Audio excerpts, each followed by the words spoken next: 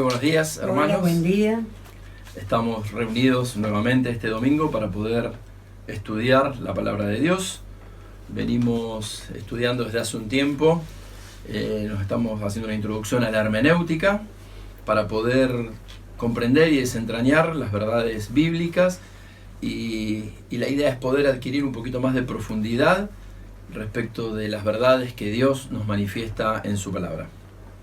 Muy bien, vamos al tema que nos compete hoy, es la inerrancia, que significa que la Biblia no tiene ningún tipo de falla o errores. Pero primero vamos a leer el Salmo 19, del 7 al 10.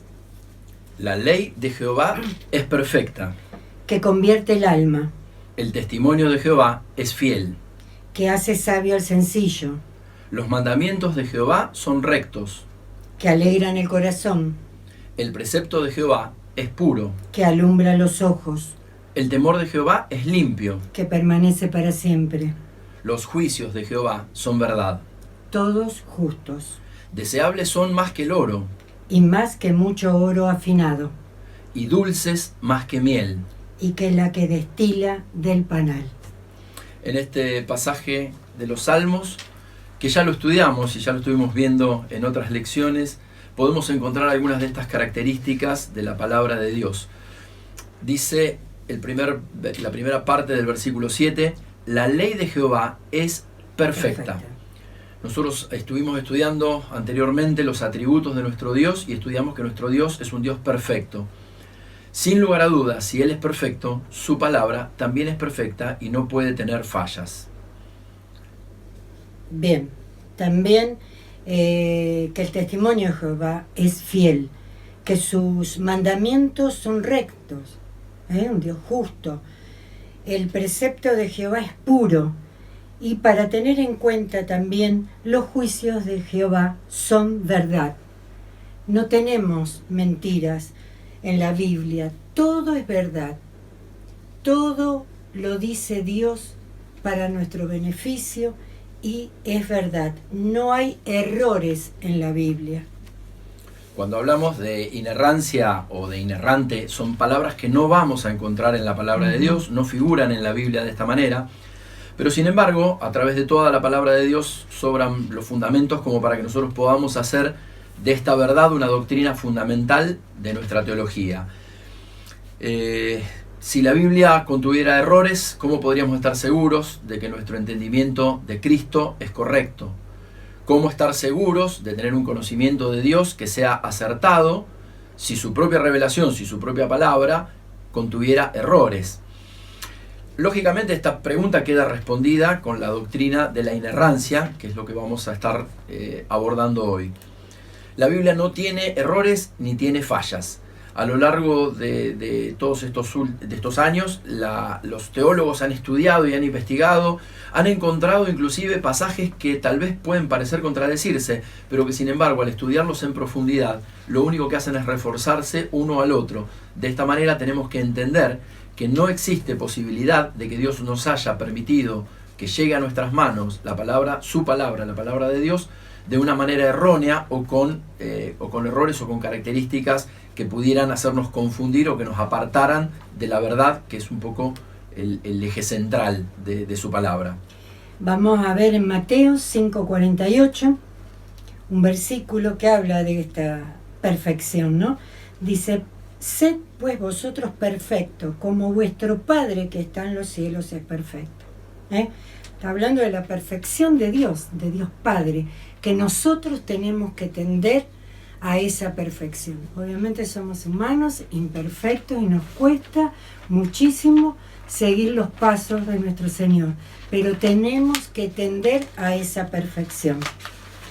Y la Biblia en su palabra habla de su propia autorrevelación. En 2 Timoteo 3, 16, 17 dice, toda la escritura es inspirada por Dios y útil para enseñar, para redarguir, para corregir, para instruir en justicia, a fin de que el hombre de Dios sea perfecto, enteramente preparado para toda buena obra.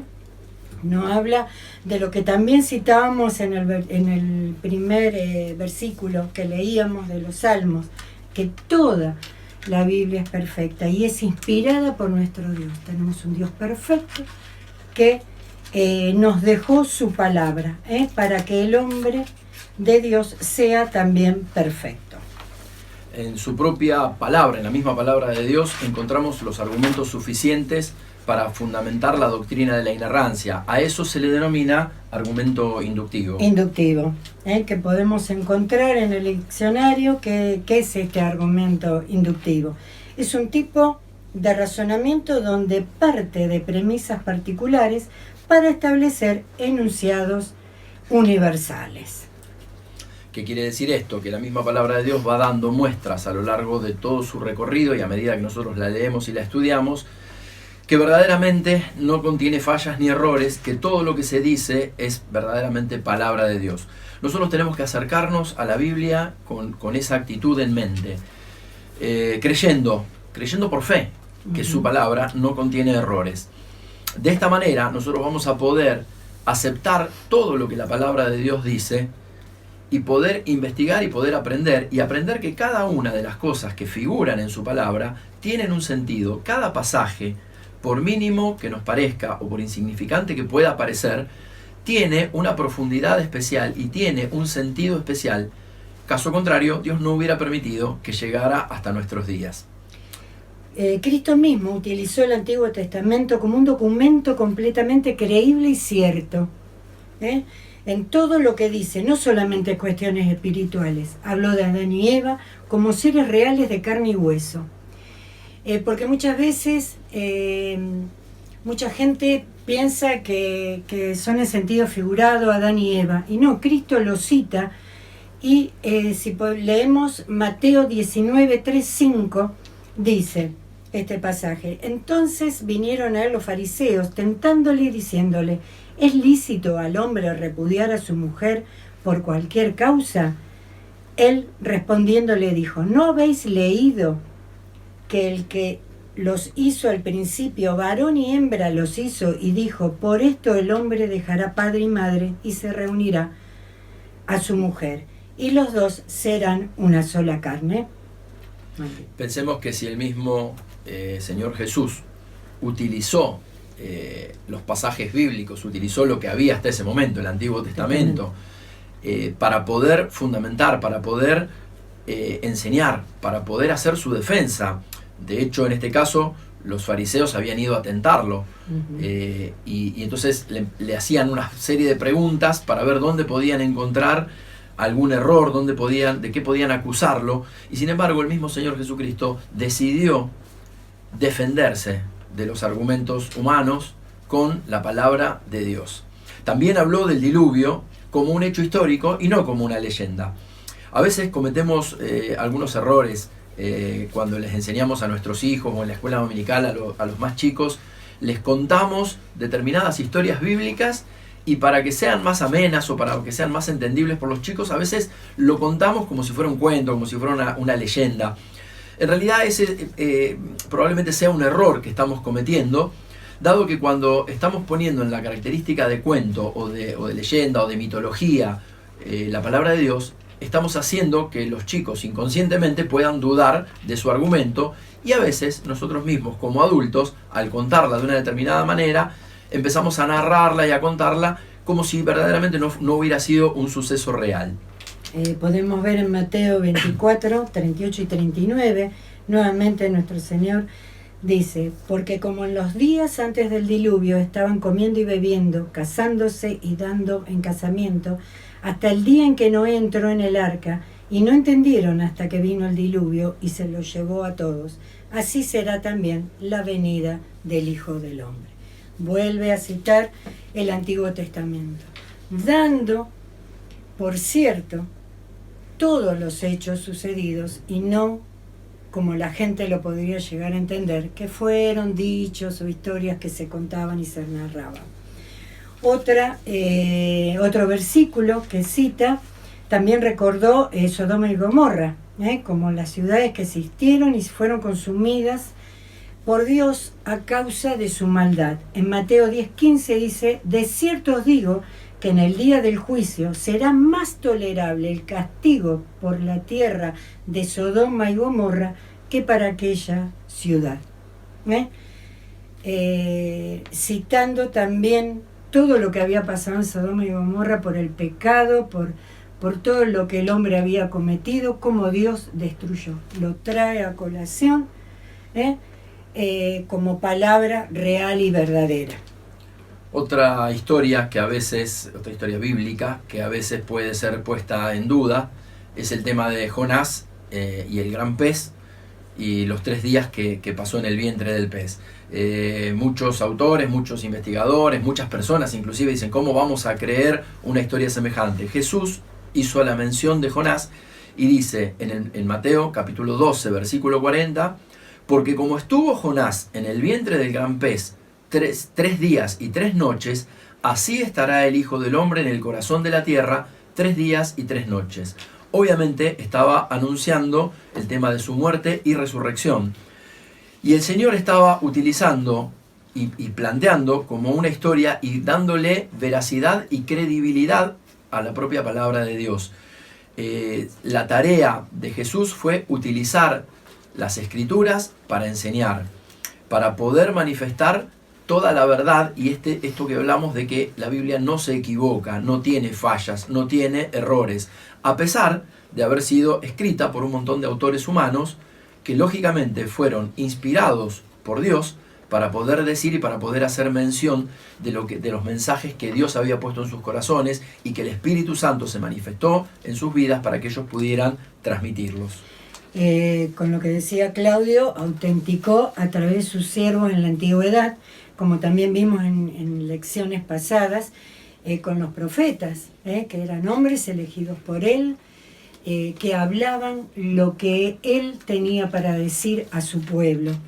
En Isaías, por ejemplo, el ejemplo de Isaías, en Mateo 12, 17 y 18a, dice, para que se cumpliese lo dicho por el profeta Isaías, cuando dijo, he aquí mi siervo, a quien he escogido, mi amado, en quien se agrada mi alma.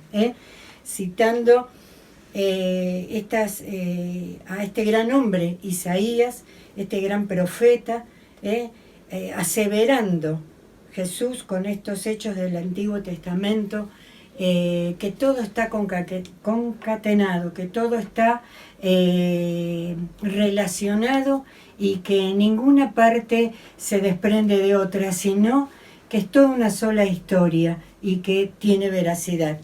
También Elías, en Mateo 17, 11, 12, dice, respondiendo Jesús, les dijo, a la verdad, Elías vino primero y restaurará todas las cosas, mas os digo que Elías ya vino y no le conocieron, sino que hicieron con él todo lo que quisieron, así también el Hijo del Hombre padecerá de ellos.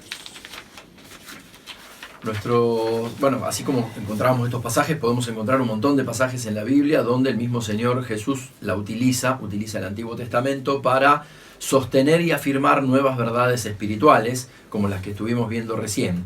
Pero también el Señor hace una descripción y deja asentado en Mateo capítulo 5 una declaración muy pero muy importante que tiene que ver con la veracidad de su palabra y con lo delicado que es que sea movida o transformada, que tratemos de cambiar o de adaptar la palabra para que diga lo que nosotros queremos que diga. Fíjense que en Mateo capítulo 5 versículos 17 y 18, no penséis que he venido para abrogar la ley o los profetas. No he venido para abrogar, sino para cumplir. Porque de cierto os digo que hasta que pasen el cielo y la tierra, ni una jota ni una tilde pasará de la ley, hasta que todo se haya cumplido. Acá en esta expresión, cuando habla de jota, se está refiriendo a la letra hebrea Yod. Nosotros podemos ver, espero que puedan verlo bien, tenemos el alfabeto hebreo, empezando por el Aleph, Bet, Gimel, Dalet, He, Vav, y llegamos hasta Yod. Fíjense que es el símbolo tipográfico, el elemento tipográfico más pequeño que contiene el alfabeto.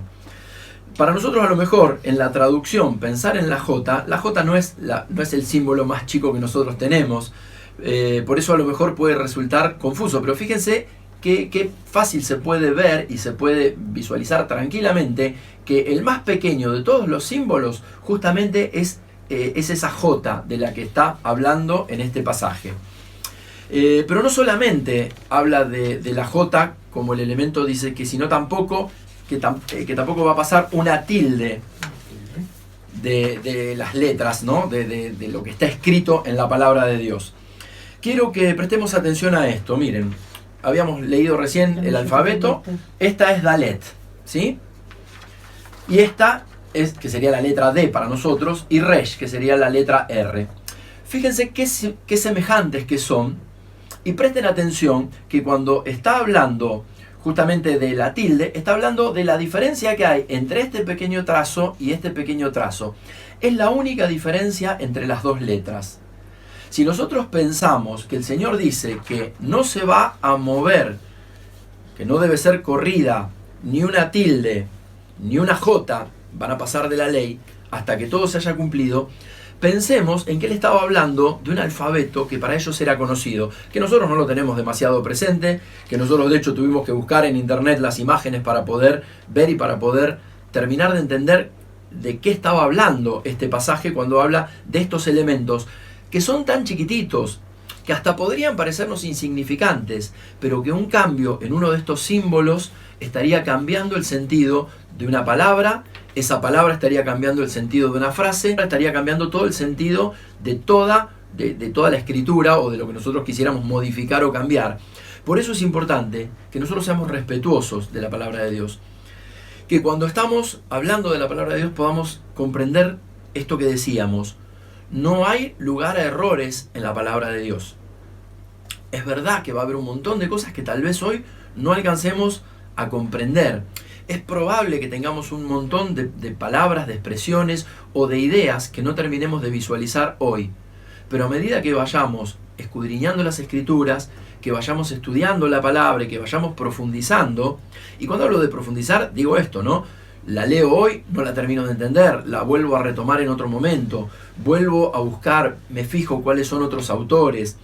Fíjense que en las lecciones que nosotros estamos mandando, estamos mandando una bibliografía sugerida, algunos autores que abordan estos temas, como para que si alguno se queda con ganas de seguir profundizando, lo pueda hacer buscando bases que justamente uno a veces no conoce la bibliografía y dice, bueno, ¿quién puede estar hablando de esto? ¿Dónde voy a buscar? Si me meto en una librería cristiana, difícilmente me puedan aconsejar para buscar temas particulares o específicos. Por eso, en la preparación del material, vamos introduciendo citas de autores, algunos comentarios, en qué libro se encuentra el comentario sobre el que nos basamos para poder realizar el desarrollo, para que cada uno de ustedes pueda estar preocupado y ocupado en su crecimiento espiritual y en buscar en profundizar en las verdades de Dios. ¿Por qué esto? Fíjense, el mismo Señor Jesús se defendió de los fariseos utilizando ese elemento de la J. Vamos a compartir el pasaje de Mateo 22, 41 al 46. Y estando junto a los fariseos, Jesús le preguntó diciendo, ¿qué pensáis del Cristo? ¿De quién es hijo? Le dijeron, de David. Él les dijo, pues ¿cómo David en el Espíritu le llama Señor, diciendo, dijo el Señor a mi Señor, siéntate a mi derecha hasta que ponga a tus enemigos por estrado de tus pies? Pues si David le llama Señor, ¿cómo es su hijo? Y nadie le podía responder palabra, ni osó alguno desde aquel día preguntarle más. Fíjense que ese pronombre que aparece en el versículo 44, ese mi, dijo el Señor a mi Señor, en hebreo es simplemente esa letrita tan chiquitita que habíamos señalado, es Yod, esta letra que aparece acá. De manera que el Señor puso el acento o el énfasis en esa palabra, en ese grafismo tan chiquitito, para poder cambiar la interpretación de las personas, de los fariseos, que le venían a preguntar y que venían a tentarlo, que venían a tratar de hacerle caer, que buscaban una respuesta errónea de parte de nuestro Señor. Y él hace el énfasis justamente de toda esa expresión y de todo ese pasaje que para ellos era conocido, dado que es del Antiguo Testamento, y pone el énfasis en esa expresión mí, en ese pronombre personal.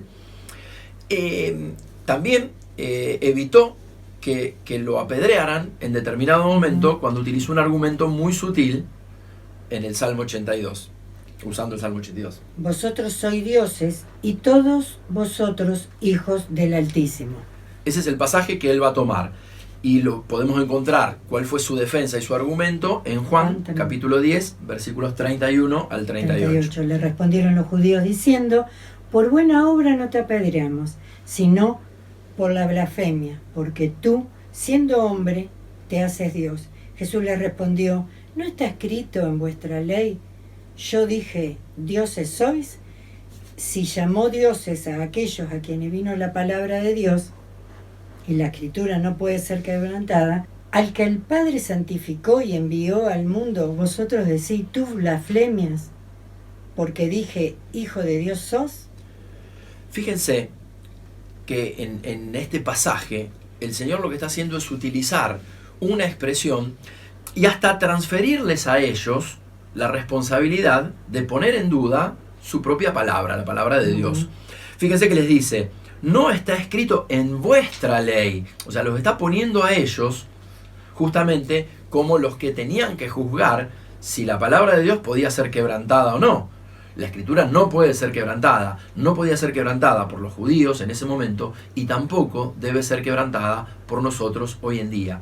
Por eso es que tenemos que aceptar las verdades que figuran en su palabra y tomar como que de punta a punta, de tapa a tapa, la Biblia es palabra de Dios. Es inerrante, es infalible, no tiene errores, no tiene fallas. Es perfecta, como veníamos diciendo anteriormente, ¿no? Queda más que claro, entonces, que la palabra de Dios no tiene errores ni fallas en ninguna de sus partes. Por lo tanto, podemos estar seguros y podemos creer de manera confiada que tanto nuestro conocimiento de Dios como nuestra relación, como la relación personal que tenemos cada uno de nosotros con Él, como cualquier otro detalle que aparezca en la Biblia, son completamente seguros y certeros.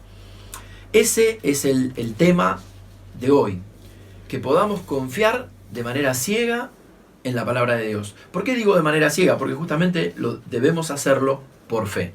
Habrá muchas personas a las que le prediquemos, a las que le hablemos, habrá muchos simpatizantes que se acerquen a escuchar la lectura de la palabra de Dios, una meditación en nuestros hogares, en nuestro templo o en algún lugar, y que empiecen a cuestionar o a poner en duda. Hermanos, nosotros debemos tener muy en claro y tenemos que estar muy seguros de lo que creemos y de en quién creemos.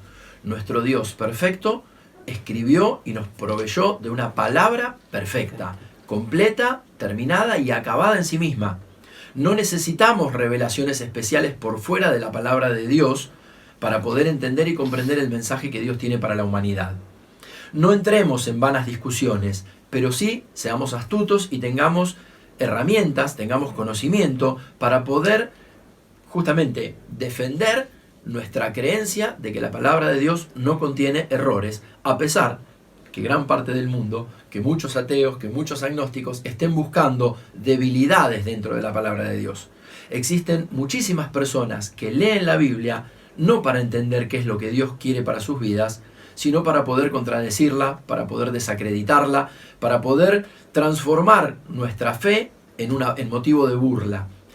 Seamos respetuosos de la palabra de Dios, honrémosla, estudiémosla como corresponde, en profundidad, investiguemos, aprendamos y crezcamos espiritualmente para que verdaderamente el Señor pueda utilizar su palabra a través nuestro, que el Espíritu Santo pueda proveernos de su palabra cada vez que nosotros estemos hablando con una persona y podamos presentar el Evangelio con todos los misterios que implica a cada persona que está alrededor nuestro.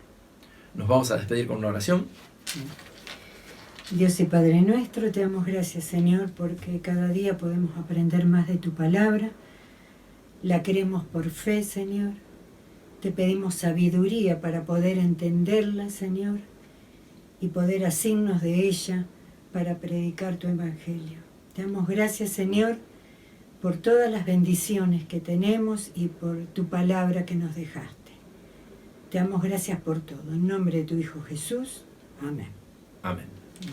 Que tengan una muy buena semana y que el Señor los bendiga. Bendiciones.